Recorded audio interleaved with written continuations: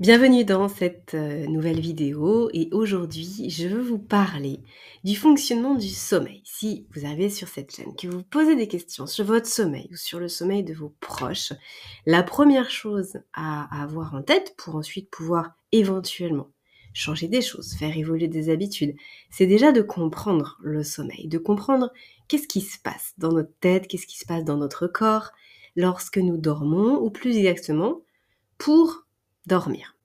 Alors, il y a 3 éléments à avoir en tête lorsqu'on parle de sommeil.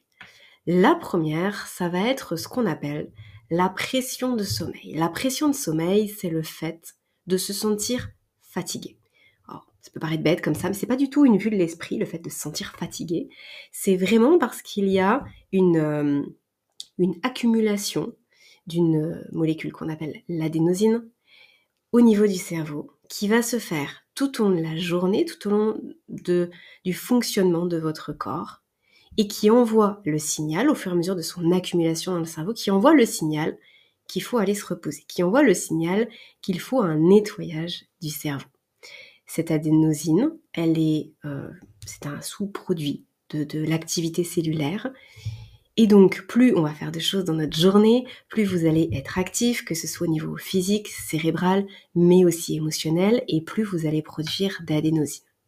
Quand vous êtes en sommeil profond, il va y avoir un nettoyage de l'adénosine, ce qui va permettre de passer d'une pression de sommeil à une pression de l'éveil. Votre corps il va être poussé vers l'éveil parce que justement il n'y a plus cette adénosine au niveau du cerveau, et donc on va se retrouver avec la possibilité de refaire à nouveau des choses. Ensuite, vous allez avoir une balance hormonale qui est vraiment très importante pour le sommeil et qui découle du fonctionnement de votre horloge biologique. Je vous renvoie à la vidéo sur l'horloge biologique que j'ai faite sur cette chaîne. Hormone de l'éveil, c'est le cortisol.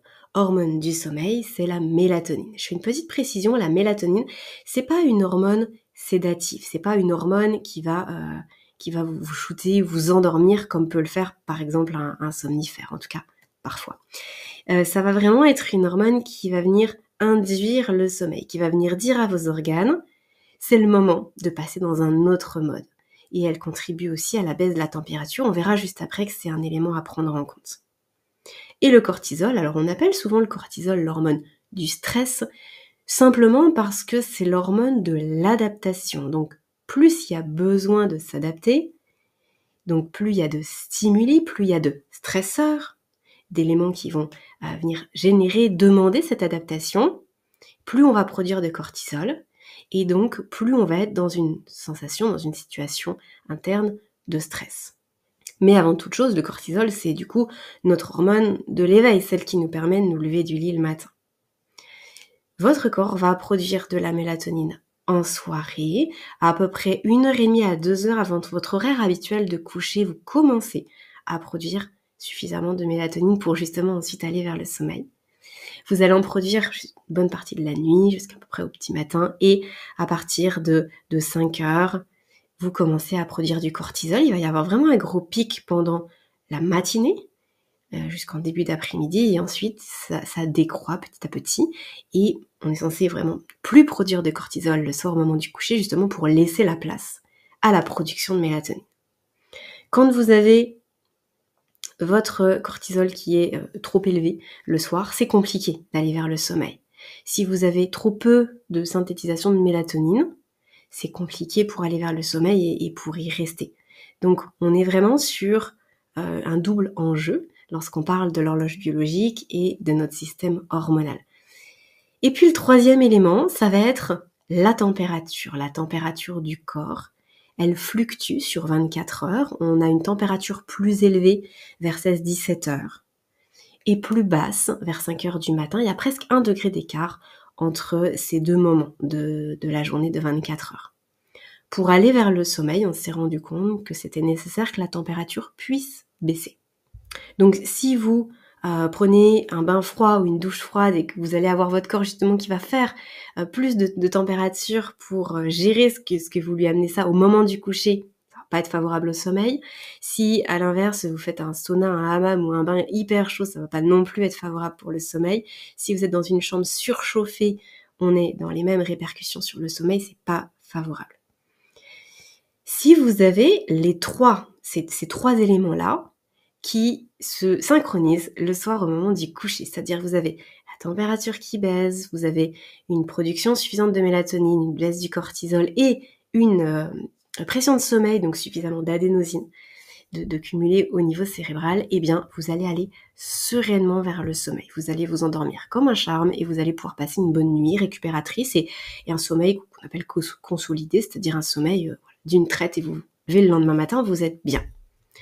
S'il y a un élément qui va pas, qui est pas optimal, ça peut être beaucoup plus compliqué. On peut se retrouver avec des difficultés d'endormissement ou avec des réveils nocturnes ou avec un sommeil qui sera pas très récupérateur. S'il y a 2 éléments sur 3, c'est encore pire. Donc l'idée, c'est de venir jouer sur ces 3 tableaux.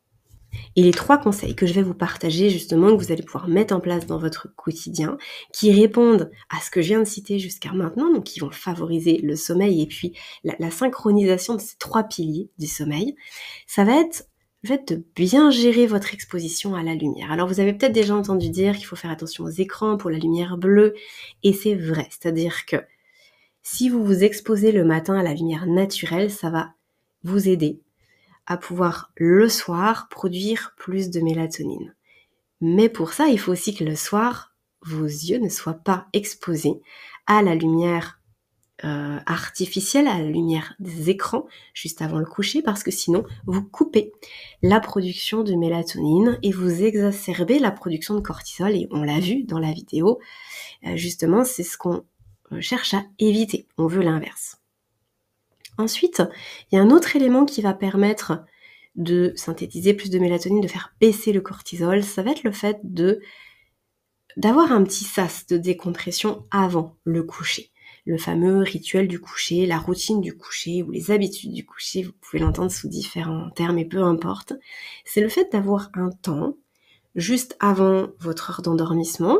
Ça peut être si vous vous couchez par exemple habituellement à 22h30, ça peut être à partir de 21h30, 21h45, où là vous savez que déjà il n'y a plus du tout d'écran, il n'y a plus de stimulation extérieure, vous allez pouvoir faire des choses qui sont propices à la détente, à la relaxation. Ça peut être des moments de couple, de famille, mais en tout cas c'est pas le moment où on va être... où on va se stimuler mentalement, on va faire des choses qui sont taxantes physiquement, émotionnellement, mentalement, etc. On va plus être dans un retour à soi, on va faire des activités avec peu de luminosité, des activités calmes, qui sont agréables, ça va être vraiment comme un sas qui ouvre la porte vers le sommeil.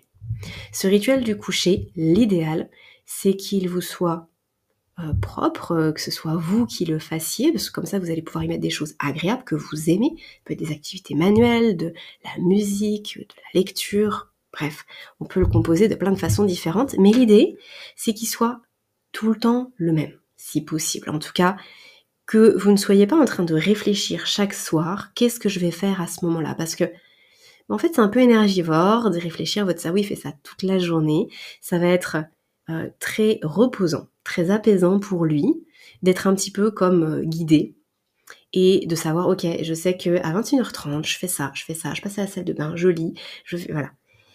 Donc ça va être très aidant pour le sommeil.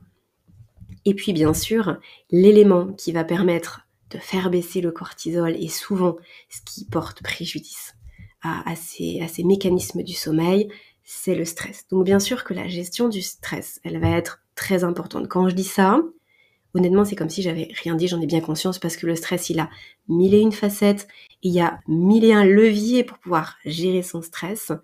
Mais l'élément que je voulais vous soumettre aujourd'hui, c'était la respiration. La respiration, c'est un outil magique pour pouvoir justement réguler ses émotions quand elles sont trop intenses, quand on est dans un tourbillon émotionnel, une frénésie intérieure le soir au moment du coucher. Les exercices de respiration, il y en a plein de sortes différentes. Moi, ce que j'aime bien proposer, c'est la respiration consciente. Je détaille le petit protocole de la respiration consciente dans la fiche bonus que vous allez trouver en descriptif de cet épisode. Comme ça vous permettra de suivre les différentes étapes de cette pratique respiratoire que je vous propose. Vous allez voir, c'est ultra simple. Justement, je l'ai conçu pour que on soit pas en train de mentaliser, de compter, de réfléchir, qu'on soit pas en train de se dire est-ce que je réussis à faire quelque chose ou est-ce que je n'y arrive pas. Vous savez, tous ces termes qui nous mettent dans une situation d'échec et qui font qu'on ne se sent pas bien. Alors qu'au moment du coucher, justement, ce sont ces sentiments-là qu'on veut absolument éviter. Donc je vous invite à aller vers cette respiration consciente, peut-être même justement à la mettre dans votre rituel du coucher pour pouvoir vous endormir le plus sereinement possible, pouvoir soutenir les mécanismes du sommeil que j'ai cités précédemment et qui vont vous permettre de bien récupérer et de vous sentir très bien en pleine vitalité le lendemain. Je vous invite, comme je le disais, à télécharger cette fiche bonus. Vous allez avoir le petit récap là, de cette vidéo. Et puis, vous allez avoir 3 conseils supplémentaires, dont le descriptif de cette respiration consciente.